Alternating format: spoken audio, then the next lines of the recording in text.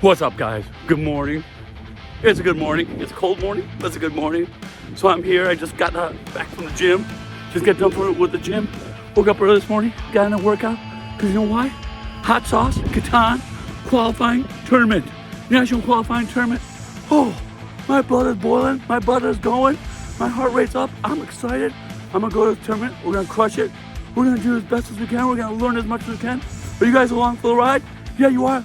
Let's do this. I got my boys coming. I got 3 of my best friends coming. We're gonna crush it. Woo! Let's have some fun. Hotsauce Tournament. Here we come. Let's go.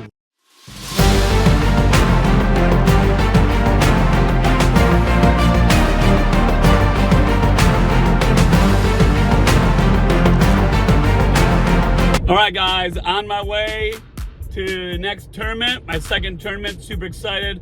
Hotsauce Games here in Downers Grove, Illinois. Pretty awesome. 2 weeks, 2 tournaments, like within, 15 minutes of me? That's pretty awesome. Yeah, so can I apply what I learned in last tournament? That's a big question, right? I'm very happy with my first tournament. I think I did well. I almost won 2 games. I was right on the brink of winning 2 games, literally one hand away. So I feel I did well, but you know, I always know that I could go in this tournament and I could get squashed. So yeah, like you gotta go in with the right mindset, right? So I'm just gonna go in, have fun. 3 of my best friends are coming, so the 4 of us are gonna hang out, grab lunch during the breaks. So I'm just super excited about all that, right? I'm super excited about all that, and so yeah, let's go in with the right mindset. If I make the playoffs, great. If I don't, another day of learning, another day of having fun, another day of playing the game that I love, right? Nothing wrong with that. Nothing wrong with that. So let's go in, let's have some fun. All right, let's do a little quick video pregame. So give you a quick tour. You guys can see the board set up. Table's ready to go. Pretty cool place. Pretty cool place, this Hotsauce place. Pretty cool. You guys can check it out. You guys can see, let me give you guys a tour of the whole place. Very cool store. Like they got tons of magic, tons of everything. So yeah, let's do it. So here's something that's interesting. Sorry. You can actually see the boards. So here's something that's interesting. You can actually see the boards in advance. They're not covering them up like in the last tournament. So you can see, you can actually look at the boards. So of course, they're all the same, right, per round. But last time they covered them up and they won't let you see them until right when they took them off. So that's something that's new. So that's interesting. That's definitely interesting. So something different between tournaments. All right, guys, welcome back. Here we are in my awesome office. Super excited to tell you about what happened at this awesome Hotsauce Tournament, my second national qualifying tournament. And guys, I'm just learning right now. I don't expect to make national qualifying yet. I don't expect that at all. But dude, am I learning, and I got better. I can feel I got better. So we're gonna break it down right now. We're gonna talk about a few things here first. First of all, let's focus on how I did. And then we're going to talk about a couple things I really want to talk about. So hang out this episode. You're going to love it. All right?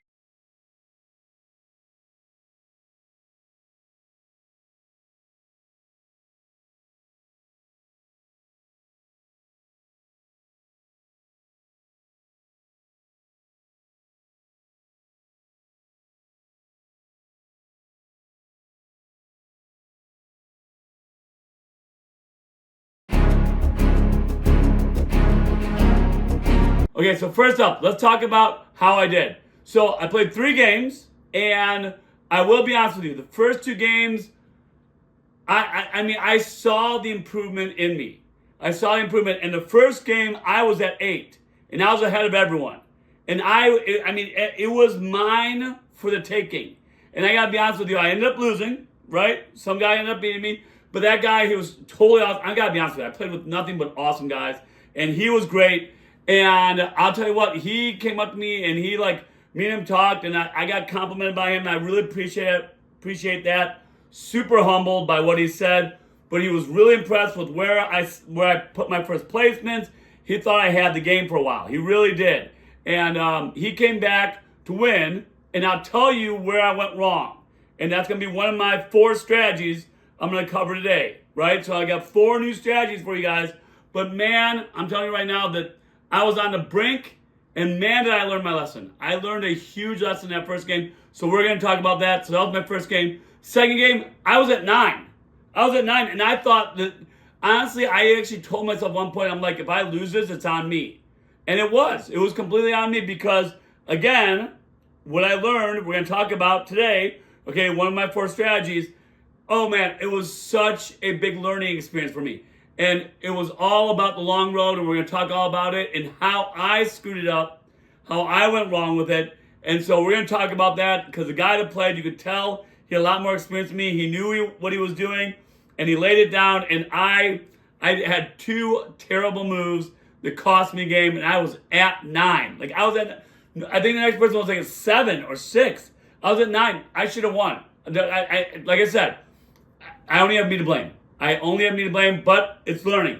And then in the third game, guys, I got to be honest with you, I knew I wasn't going to make the playoffs, and me and my buddies were all there. We were going to hang out. So I kind of, yes, I went about it. I got 7 points, which is still great. Okay, but I got to be honest with you, I don't think I had the best picks where I put my summits down. I played, but the first 2 games, I think, really took a lot out of me. And then the third game, I'm still happy I got 7, but I got to be honest with you, was I as into it, or did I think I was going to win, or this, that? I got to be honest with you, I did probably let down my guard a little bit in that third game, which is all good, right? It happens sometimes. You're not going to be 100% dead on focus every single game. Totally get it, right? So that's how I did. So I didn't end up winning, but I scored really good points, okay? I think it was easily one of my best days, and I am slowly getting there. And so I'm super excited. And so I can see me growing as a player. And that is super exciting. And I really am not just, I went on the Catan, tournament website, and I started looking for more tournaments. I got one more coming up, the COD one. There is one in LA. I'm going to try to see if I can go to one because we are going to go to LA for spring break, and I think I may be able to make it work, but I got to see. So I got at least one more coming up this spring, if not 2 more. So that'll be at least 3 or 4 just in this tournament season, which is great. Man, if I can get 4 in, 3, I didn't even think I could get 3. So I'm super excited about that. So that's what we got going on. All right. So next up, though, I do want to talk about one really important thing that I've learned going to this tournament. So hang out. Here we go. All right, guys. So what is the big takeaway thing that I'm trying to get across in this episode? Bad tournaments. Now, I'm not saying Hotsauce was a bad tournament. It wasn't. But there are, because, it's interesting. Now that I've been in this Catan world, I released my last video, which, by the way, if you didn't see, the national champion himself from last year, he wrote on my previous video. Check it out. Dude, he's awesome. Super. And he was so humble about it. And he was so, positive about it and told me that I could get better. You got to read his comment. Just such a good guy. There's so many good guys in this Catan world. I'm telling you, I was very impressed by him. Hey, I hope I get to meet him someday. I hope we get to hang out. I would just love to have a drink with him or something, or just play a game with him or something. I think it's awesome. But anyway, now that I'm out there and I put myself out there and I'm on the social media, couple things, right? One, there are bad tournaments out there. That's one thing the feedback I've been getting. And I think I'm fortunate enough to be here in the Chicago area. I've been to 2 really well-run tournaments, right, with the Polar Vortex and now with Hotsauce. They were both very well-run. They were both, the people that ran them knew what they were doing. They didn't put up with any crap. They actually, one of them even kicked out a guy for acting a certain way. I was very impressed with both tournaments. And the tournament directors, hey, props to them. Props to them, because I think they're doing a heck of a job. I really do. So anyway, what somebody commented to me on one of the social medias that I posted my last video on was he was saying that he's been to some bad tournaments, some tournaments where the actual tournament director is playing and he's changing the rules because it's not working to him. And there's basically there's cheating going on. And I really, I just wrote back and I said, wow, awful. And I really felt for him. I really did. So yeah, and this is not the first I've heard of this. And I feel for the guy. And so I hope for all you tournament directors out there, if you're looking at this, if you're watching this, please run a solid tournament. We appreciate it. We appreciate if you are tough, if you kick people out that are acting awful, if you make sure that we are following the tournament rules. Like, please, tournament directors, please, and I know I've only been to 2, but I've been hearing a lot, talking to people at tournaments, etc. And I will tell you right now, please, tournament directors, I beg of you, run solid tournaments, stay strong, stay with the rules, kick out anyone that's not following the conduct policy. Just make sure, because we all want a good experience, right?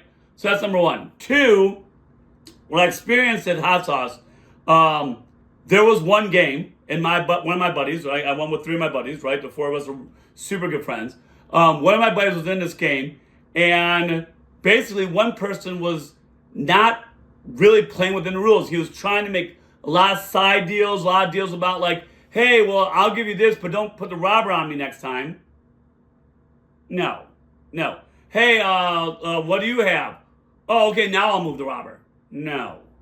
Like, you can't do that. Like, you can't know if somebody has something or not, and then you decide to move the robber. Like, it's like when you roll 7. Like, that's garbage, right? So I heard, and just so you know, this one game had to call the tournament director over 3 times.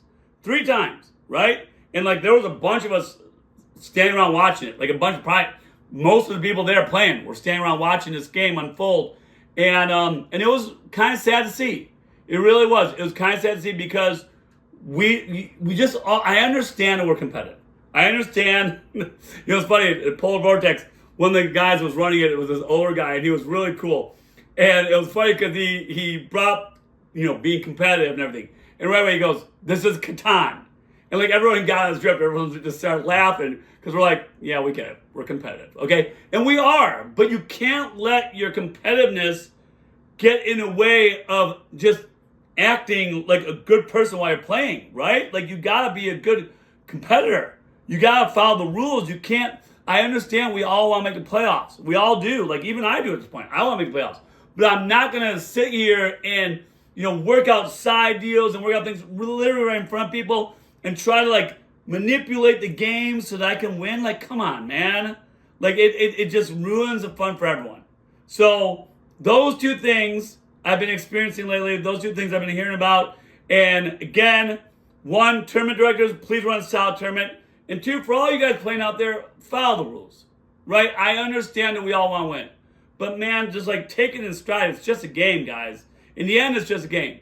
And like, I'll tell you right now, the amount of cool people I've met already in this Catan world is just like second to none. So I think it's awesome. Please, so everyone, when you go to tournaments, play by the rules. Don't make any shady side deals and just try to manipulate the game towards you. Don't do any of that, right? Let's just play. If you lose, you lose. You know what? Go to another tournament. You qualify again maybe, or you make the playoffs in that tournament, or wait until next year. There's going to be plenty more tournaments on the road, right? So that's my 2 cents on that. All right, let's dive in to my 4 new strategies I learned at this awesome Hotsauce Tournament. Here we go. All right, guys, so let's talk. Here we go. So as you can see, here we go. We got a brand new board compared to our last video. Again, completely random where I put the hexes. I turned them upside down and then just put them on it, and I just put them in as it came up, as well as the numbers. Same thing. So again, we got a completely random board. Now, as you can see, I've gone ahead and placed a bunch of settlements. I went in order by how I think it would happen, right? So we have white, we have orange, we have blue, we have red, and then we'll snake back around red, blue, orange, and white. So as you can see, we went white, then we went orange, then we went blue, then we went red. These are what I think may happen. Again, some of you guys may think like, oh, okay, maybe that's a better spot. Totally get that. I respect that. Let's just keep going in order to get some strategies across. So now that the reds have gone, now it's time for the blue, right? So here, my first point. The first point here is that as you can see, like as you start getting back on the back side of the snake, what I learned this weekend is the 2 hexes. You gotta consider the 2 hexes. You gotta consider 2 hexes on your second settlement. And I know, of course, we would all love a 3 or a 3, but as you can see, as you keep going through the snake, those intersections where there's 3 hexes becomes less and less and less. So you really gotta be willing to consider the 2X option, and even with the desert. So that's something that you really got to open your mind up to, especially if you can build roads and get to a port or get somewhere that can help you. So, a couple options here, right? So right now we are on blue. So let's go ahead and grab a blue. So here we go. So what are our options, right? Well, a couple things, right? We could go here. The 5 and 11 is not bad. 2 is awful, but that's not bad there. We could go here. 6 is great. 3 and 12 are absolutely awful, right? We can go here. 12 is awful. 2 is awful. 4 is not bad. So not great options in the middle. So this is when you start looking at the 2s. So couple options. 1, what about right here? You got 9 wheat, which wheat is awesome. 9's great.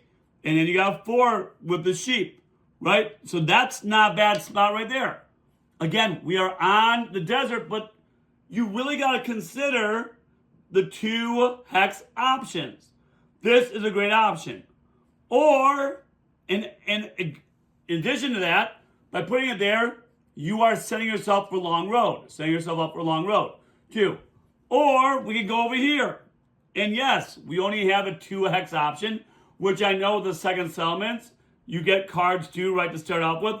So yes, you're only going to get 2 cards to start off with. But again, this may be your best option, especially with the 3-to-1 port. That's huge, right? So again, 2 hex options, even with the desert, you may want to consider, right? Or come over here. Now, it just depends on what you have already. Like we already have sheep, we already have ore, we already have wood. So we don't have wheat, so I really want the wheat. So really, both of these are a good option for us. They really, really are. On the other side, we come over here, there's some more 2 options, right? So let's go ahead and put this one out. Let's go ahead and say we're going to take this one, because of course we want the 3-to-1 port. And let's go ahead and say we're going to build this way, try to get to the brick. Okay, now we're going to go with orange. Okay, again, more 2 hex options, right? So yes, I could go here, right? That may be one of the better spots left.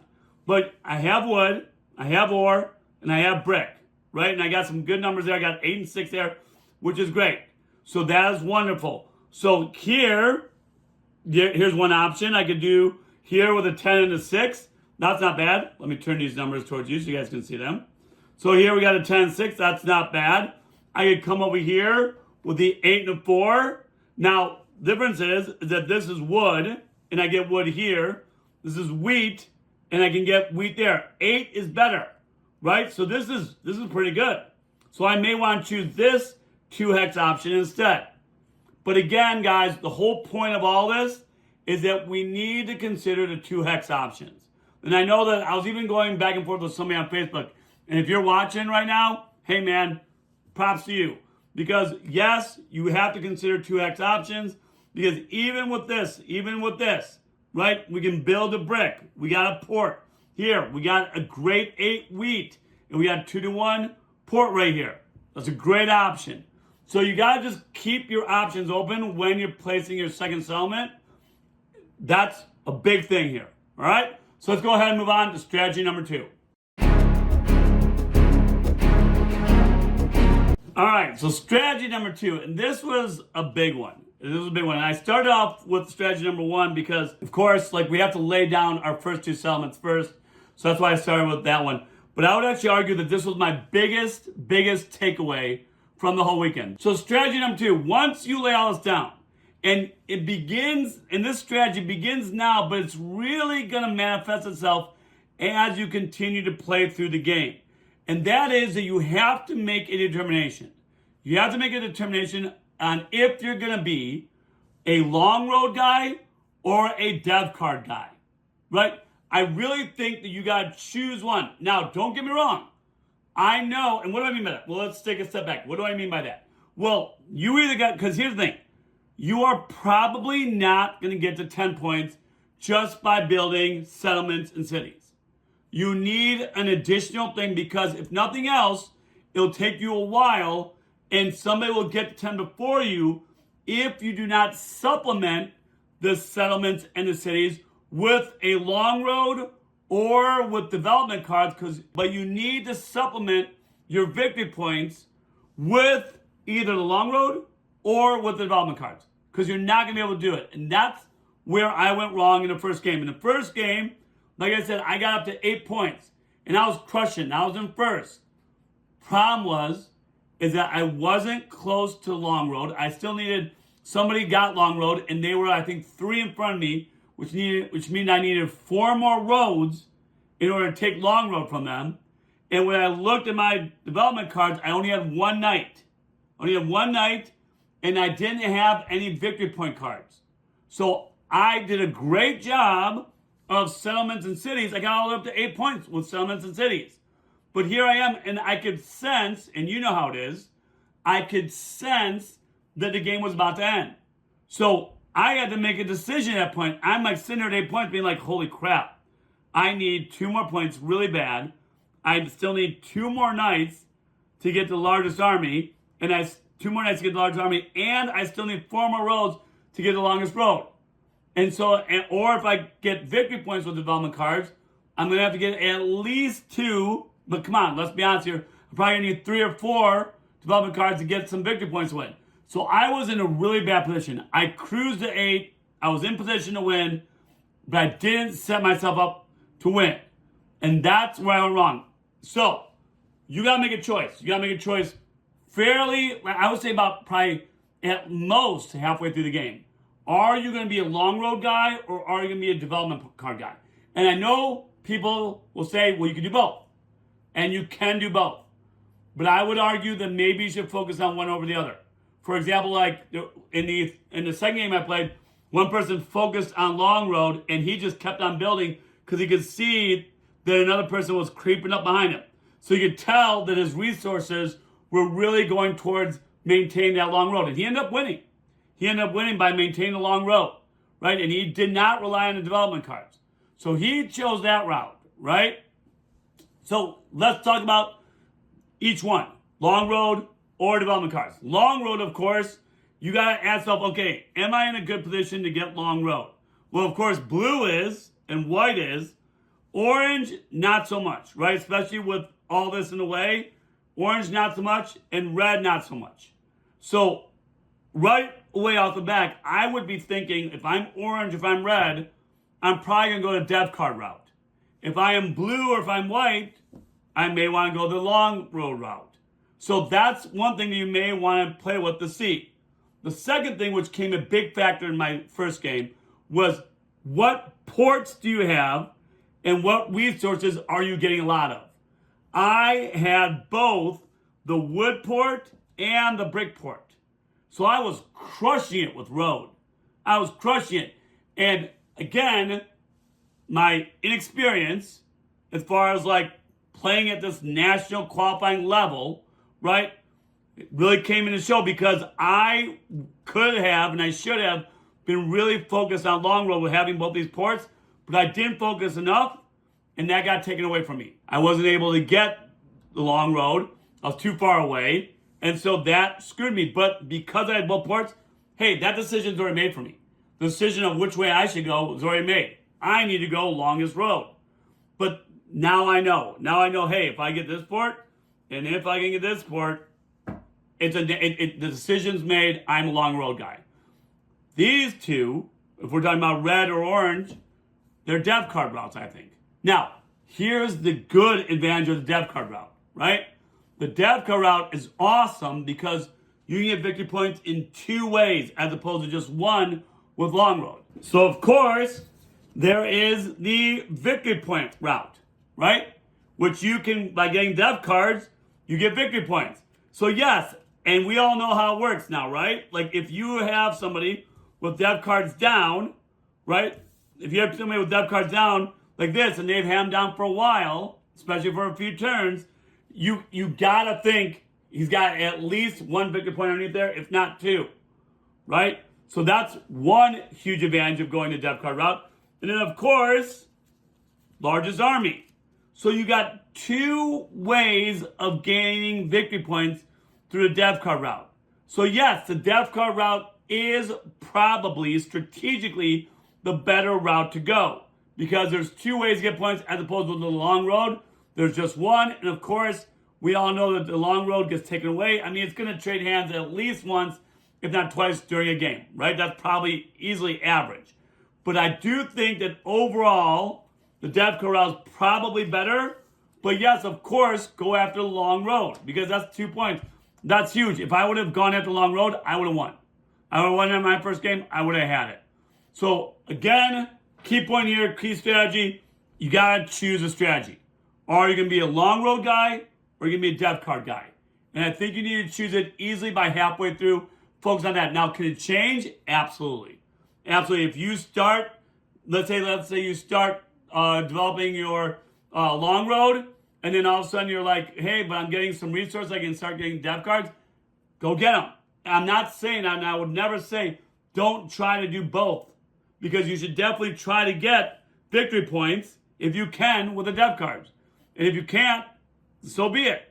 But you got to choose one way. You cannot, and that's where I'm wrong, you cannot just win by getting settlements and cities. All right, moving on. Strategy 3. Here we go. All right, so real quick, I just want to show you guys what happened to me that completely screwed me over, okay? So let's go ahead and pretend, I'm going to move things around a little bit here. Let's go ahead and pretend that I'm here, okay, that I got that, let's say I'm white, and then I went here, okay, okay, and let's go ahead and say that this is a wood port, okay? Let's go ahead and say this is a wood port. So what happened is that I built a road here, and of course I needed settlement here, and with 2, and this was a good number. Like this was not a 12. Let's go ahead. We're just going to change out just to show you guys. This is what I had, which are 2 great numbers. So I was looking to get the wood port, and it was right off the bat.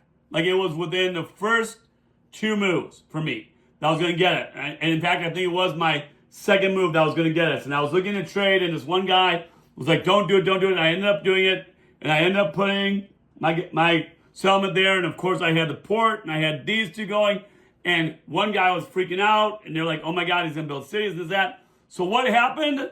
Well, you know, you and I both know what happened. So what happened was this. And then it got removed, and this happened again. And it got removed, and then this happened again. So what happened? What is my point here? I went up so early in the game. And when you go up so early in the game, and when you do something that's so early in the game, you become a target. And yes, in theory, this should have really helped me. And again, picture this being a wood port, okay? This really should have helped me get in front and hopefully get to a point where I could hopefully put myself in position to win a game. That didn't happen. That didn't happen because I was so ganged up on so early in the game that like I barely had any resources to start the game. Everybody else jumped out to a lead, and I was playing catch up the entire game. I ended up with 7 points. I gotta be honest with you. I'm actually proud of myself that I ended up with 7 points. But I got up so quickly and so early in the third game that I just became a target for literally everyone. I mean, it just constantly, the robber on me. Constantly, the robber on me. And so my point here is that be careful about getting up early because you are going to be a target. You're going to be absolutely a target for everyone to come after. And they're going to gang up on you, and that's going to put you in a worse position. So you got to pace yourself. And I know, and what I was worried about, to be honest with you, I think I had a guy, and I'll go ahead and move a couple of these. I think there was him, and he was like this. In fact, I know it was like that, because we had all 3. And so what I was worried about was I was worried about him getting that port, right? Because he would have to put one there, and then he could have got the port too. So I was too hasty. I was way too hastily. And I just went way too fast. And I jumped the gun, and I went there too quick, and I became a target. And looking back on it, I should have done that. I should have taken my time. I should have backed off. I should have been like, you know what? Don't make yourself a target to begin with. Don't do it, right? Because if I do that, everyone's going to come at me. So my whole point here is, and not just this, but in general, be careful about getting up and getting a power position early, because you may think it's a power position, but actually everyone gangs up against you and you're going to fall behind. So pace yourself. And yes, absolutely I should have got this sooner or later. But I didn't need to get it on my first or second turn. I didn't need to get it so quickly that everyone was against me right off the bat. If other people would have started selling a little bit, and I would have got that, then I would have been on par with all other people. It would have been the focus of everyone's attack. So that's my third point. Be careful about getting up too early because you become a target. All right, moving on. Strategy number 4, our last strategy, and probably the one, again, my second most important point here that I learned the most on. So here we go. All right, guys, let's talk about strategy number 4, and that is 2 things with longest road. And this was a big learning moment for me. One, and by the way, this is going to be a clarification on my previous video.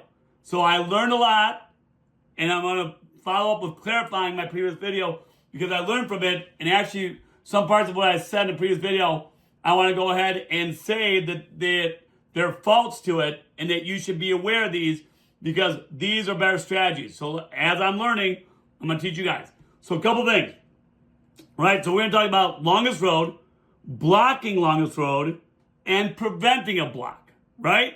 So a couple things, right? So here's what happened to me. And again, I'm just like creating a scenario of almost exactly what happened to me this past weekend. I had longest road, and I had longest road easily, right? And here I was. And I remember that I was trying to connect 2 settlements. And for some reason, I put a road here, and I saw this guy here, and I saw this guy here, and then I had my other settlement over here, so I put another road over here. Mistake number 1. Why did I put it here? Because I was worried that for some reason he would block me. So I put it there. Where I should have put it is here, right? And so I should have put it there. And actually, and of course, this was, my apologies. This was something like this, right?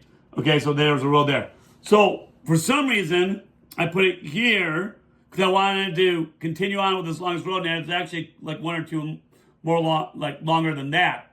But so I put it there because I wanted to make sure that I connected these 2 because I was like, oh my God, I'll be unstoppable if I connect these 2. So I'll put one there, I'll put one there, and I left myself open here. And guess what happened? Orange guy came in and he did this. And he blocked me, and guess what? Orange guy ended up winning long term, okay? So why did I do that? I mean, I still look back and think to myself, what the heck was I doing? Yes, I should put it here. Now, I was worried about him. I was worried that he could do this, and then I wouldn't be able to connect those 2. Regardless, I totally set myself up, okay? Because he could have came. So I think what I learned is that you should just continue the longest road. Don't worry so much about this, right? I know, because this adds 1 more, whereas if I put it here, and when the orange guy put this here, when he did that, I was already screwed. So I was 1 less road than I could have been. If I would have flipped these 2, then I would have been 1 longer, even if red would have cut me out there. So that's just a little tiny strategy I screwed up on. I should have put the road here and extended my longest road instead of putting it here. And I know because I was looking to connect these 2, it didn't work out for me. So just keep extending. Hopefully you get this. If he blocks you, it is what it is, right? So that's 1. 2, we're gonna come over here, okay? This is exactly what was happening. So again, I was building, okay, over here, and I'll never forget that he was building over here, okay? And he was building longest road.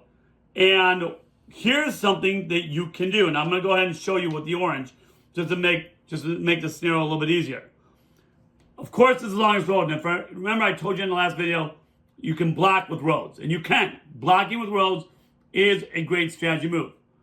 But in this case, here's the deal, is that you can actually block his longest road. I don't know if you guys knew that or not. I gotta tell you, me and my friends, we learned that this weekend, and we were in shock, okay? That you can actually block longest road like this. And yes, it works because A, this is 2 away from this guy, and so this is a complete open hex. And just because there's a road here, it doesn't matter. So this longest road is officially blocked. So you know what the guy did? How I figured that out is that he did this. And I remember I literally said, I'm like, well, that's kind of a wasted road now. And he said, what do you mean? You can't block me. And he explained it to me, and I was like, oh my God, that's a brilliant move. It was a brilliant move. Now, this orange guy can't block him. So by putting this one road here, he locked in, and he eventually did. He got longest road. He ended up getting 10. He ended up winning in my second game. So, brilliant move here to prevent someone from blocking your longest road. That's one. That's two. And number one, what I went at first, continue to build your longest road. Hopefully you're able to connect it, call it a day, everyone's happy. Well, I say you're happy, right? And so that's the deal behind that. So 2 interesting moves with longest road. I think this one was brilliant. And just so that you know, you can always block it like this. Okay? I learned that. I learned that this weekend. Now I want to pass on to you guys.